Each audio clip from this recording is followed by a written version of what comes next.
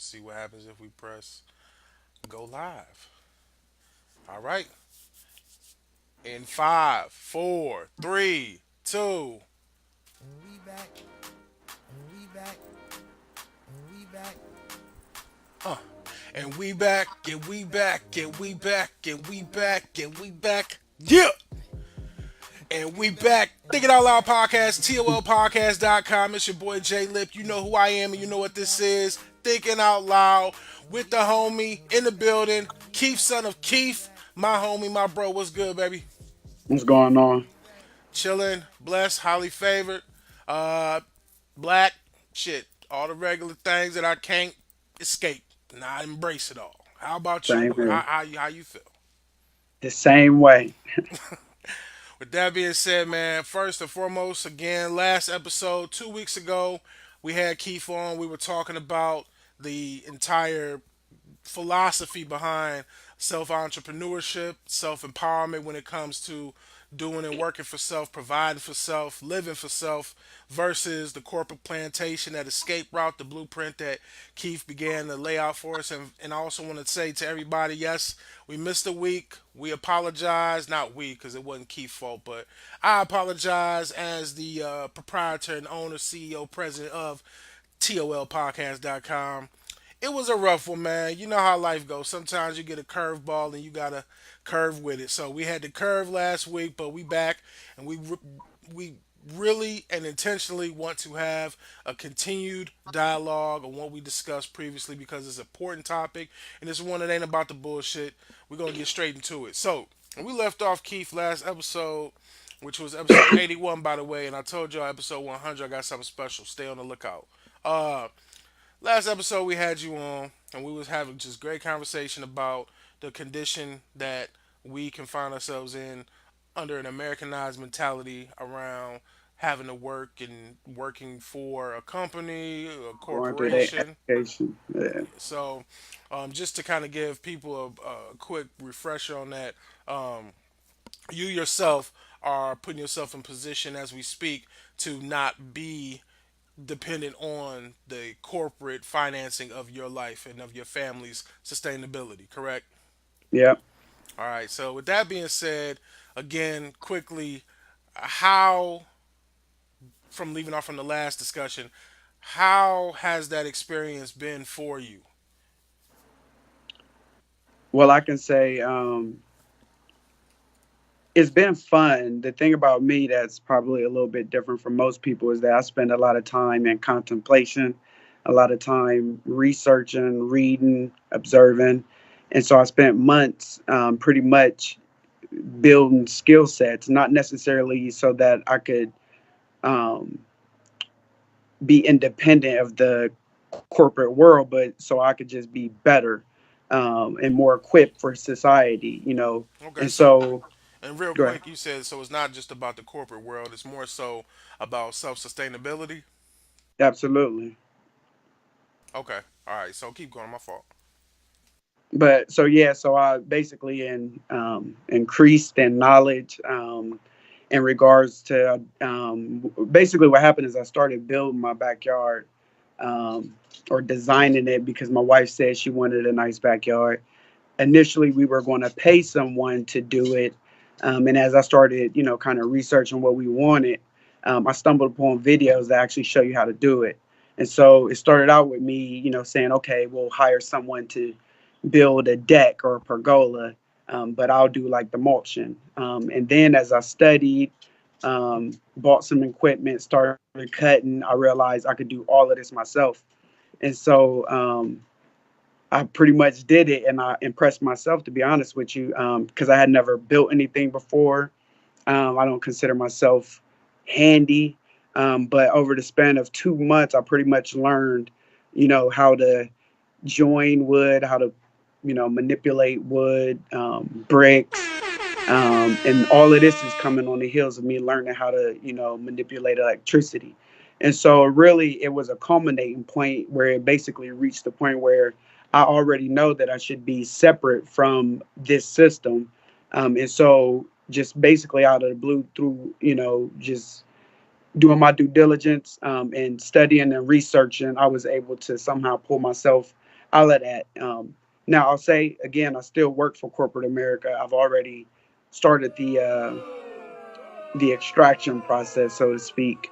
But even though I haven't ever worked for myself, haven't made money for myself, I'm 100% confident because I've laid all of the groundwork, the understanding, and I've done, like I said, I do tons and tons and tons of research. So I'm pretty equipped, at least I feel so. So it is a dive. It's jumping off or testing the depths of the water with both feet. And I do have fear, but again, that fear drives me to do more research to ensure that I'm making the right decision. Bet those. All right, so with that all being said, it sounds like all the information that anyone would need to basically embark on that same or similar journey for again self sustainability, for just chasing that goal of that independence. It sounds like the resources are all out there, right? Knowledge is the resource ultimately, right? Absolutely. Not only is the knowledge available, we have to kind of question the reason that people are not tapping into that knowledge. And if you ask me, it's because of all of the distractions that are built into the American society. The most effective or negatively effective one is the television. And a lot of us watch tons and tons and tons of television. And studies even show that the more TV you watch, you have a dip in your IQ, and it's substantial. And we have generations and generations watching television. If you were able to pull yourself out of this society, pull yourself out of watching the news, Donald Trump, television, and actually focus on making yourself a better person, you'd actually tap into this stuff that is already out there on the internet. You could buy books on top of books, to figure out how to do something. And that's pretty much where I'm at now, is where I'm trying to do basically everything on my own. Um, and Now, so, real quick, you mentioned television, so you trying to tell me you not staying up on Power because you know the new season just started, so no Power for you? no, no Power, no Real Housewives of Atlanta. I'm not. Oh man. Every now and then I do watch a show like Better Call Saul. Every now and then I'll Okay, crank one. okay. I appreciate But I that don't have transparency. cable, so Hey, but you get it in. You still let's not let's not shit on those that want to have entertainment in their life. You know, I don't want people to take away from this that you need to eliminate all forms of mindless entertainment because sometimes it's necessary to you know I feel at least to detox from the seriousness and the severity of our society. But maybe I'm false thinking based off of what you said because it's easy to overindulge in that, right? So it's easy to basically say, you know what, I had a long day at work. Let me go pull up this drink. Let me light up this black. Let me kick back and watch about 4 to 5 hours of my favorite show until it's time to go to bed. You know, maybe that isn't the healthiest way to approach life based off of what the goal is, which a part of this conversation is self sustainability. I mean, I'm saying that from the perspective of someone who's lived that life pretty frequently in the past. You know, we all have. I've made my I've made changes, but that definitely is a part of my past. I tell you personally, and I share that with the listening audience. You know, I came to the position that I'm in. You know, from a professional perspective. You know, straight out of college, straight out of university education, and it's a beautiful thing. I love what I do. I thoroughly enjoy what I do. I'm able to provide for my wife, my family, and just live comfortably. However, I do know that as an asset to a company, at any point, a decision can be made to go in a different direction, or to reorganize and restructure. So it's never really a guarantee as much as I feel like the facade of the working man's mind is that you're important and that you're needed and necessary. We overinflate that sometimes. I feel as I've grown through conversations with you and other knowledgeable individuals who are doing for self, like my wife, who owns her own business, TLYarncrafts.com. Shameless plug for wifey, Mrs. Lip. But with all that being said, I've started to recognize after conversations and after really listening and observing that is something that we're indoctrinated in, because I never heard of the whole, get off getting off of work and feeling like your day was so stressful that you need to go to happy hour to begin the debrief process, then getting Yeah, to the crib, having a little something. It's normal. I grew up seeing my father with, a little 8 ball, a cognac, a Henny and Coke, sitting back and smoking, drinking, and all of that's a part of the American acceptable daily lifestyle for a working class citizen. But yeah.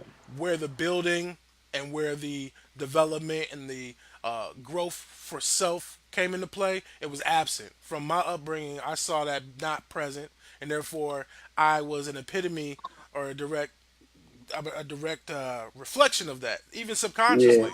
So I challenge you: do you see that those type of activities, what most would consider vices, basically time spent with nothing to show for your time and nothing that no tangible nor intrinsic value spent, do you see that there's a difference between how you felt when you were fully fledged into that corporate atmosphere versus what you're doing and pursuing now? Well, let me say that I was never fully fledged in the corporate atmosphere, Oh and shit, all right. I'll say that growing up, okay, so I boxed. I wanted to go to the Olympics. I wanted to grow up and be a millionaire boxer. That didn't work out for me, so I ended up going to school. And obviously, once you get on that education path, corporate America is the most likely scenario, and that's pretty much where I found myself. I wanted to make a lot of money, but I never really I tolerated my jobs. I tolerate my job, and it really is just that toleration. And earlier you mentioned that how you get off of work, you gotta debrief, go to the bar, smoke, drink, or whatever because you had a stressful day. Is that the type of day that we actually want? Is that how we? Is that are those the days that we want? Where we spend Monday through Friday. For some people, it's 6 days. Others, it's 7 days coming home fatigued, not enough time and energy for the people that you're responsible for raising or the people that you're responsible for loving. Is that the life? Is that the world that we've created? And it is. I mean, we've accepted it as a part of the process of life. And I'm saying that there's other people, your wife, one of them, that can attest to the fact that you can actually build in your own time with your own company or your own personal venture and make your money and do it your way. The beginning of that is becoming competent, turning off the television, and actually learning and reading books. The more you don't read, the more you don't exercise your mind. Studies show it's harder to learn after that. So the longer you wait, the more difficult it is for you to gain that knowledge that actually removes you from your job. Well, let me. I'd really let me finish this point is I really Whoa, don't whoa, want to whoa. Go go ahead. ahead. I'm sorry. No, no, no. You good? No, what I'm saying is it really bothers me to think that there's millions of black people going out there slaving and giving everything they got only to come home and be completely exhausted to where Saturday night or Sunday night is the only time you could look forward to. I don't want that for us. Hey, bro, I'm gonna tell you this, and it's very poignant that you made that statement. Before I say that, don't ever check me on my podcast again. When it's my time to jump in, I'm gonna jump the fuck in. So, regardless, it was very poignant that you made that point because I feel like that too. And again, I've gone through some transitions in my life, very very recently, but in respect to the conversation and staying on point, I was that person where I gravitated to what was portrayed as the American dream from a youth all the way up to an adult. So as a youth, I was told, get good grades because you need to go to college so you can get Yeah, a good job, make six figures, get a house, a car, a couple dogs, a wife, and kids. But I feel like the American dream is propaganda in some respect because propaganda is a tool that's used to convince you of alternative thinking and trying to make the alternative thinking be the norm and be the absolutely. goal. So the pursuit of what is the American dream from yesteryear, sure. I mean, of course, you coming from a lineage of people who went through, post-slavery, Jim Crow laws, pre-civil rights, post-civil rights. Like there was a series of decades and generations of families where we strive for what we didn't have because we epitomize that as greatness. We define greatness as the big house in the gated community, the foreign Yeah. vehicle and all of that. And so I think that we need to start to be a little bit more honest with ourselves as far as, is that really what is going to make you happy on them final moments when you reflect on your life. If you working 80 hours a week to satisfy the luxuries of being able to take your 2 vacations a year, have the summer home that you can only spend a weekend at, and then Yeah. you bust your ass for 35, 40, 50 years now just to look back and either, unfortunately, statistically die from stress, which is a true issue and an epidemic within the Yeah. black community, but or to live long enough just to see a glimpse of what you missed out on, to see the kids that you missed out on the first steps and with the first Yeah. words and all that stuff, and now you babysitting grandkids or the grandkids kids. Like, is it really worth it at this point for us to still hold on to what I can consider such a dated idea of what the goal of life and the journey of life should be? I'm gonna let you speak on that. Well, one thing that we have to remember is that it's the American dream.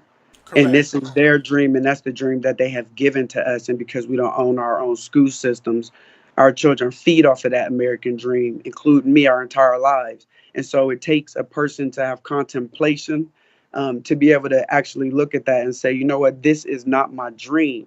I knew something was wrong growing up. I know something is wrong as I go to work in the morning. I'm getting up, going to a place I don't even want to go to, but I do that because I got to support people. And the key word is Um, I got to. Like, there's a feeling of obligation. It's an obligatory feeling of a compulsion. Like, I have to be at this place because there's a requirement per the society that I live in for us to have the things that we have that we consider to be a comfortable living space. Absolutely. And one of the issues too is that, I mean, the job that I work at, people like want to pat me on my back. They want to say, "Good job, you made it there." But I don't like going. Ooh, I wake ooh. up and I don't want to go there, but people are saying, "Good job. I wish I was there." And you wonder, do you want to be there because you know what it's like, or do you want to be there because I'm living the American dream, which makes me miserable? And Mm, so really it all comes down to what is it that the individual wants to do. I don't want to wake up and spend 8 hours of my day giving my best to some other entity, I you feel you know. And 100%. so I'd rather spend my energy on me. These other companies, they have agendas, they have declarations or whatever you call it. They tell you what their mission is. That is their fucking mission. That's not my mission.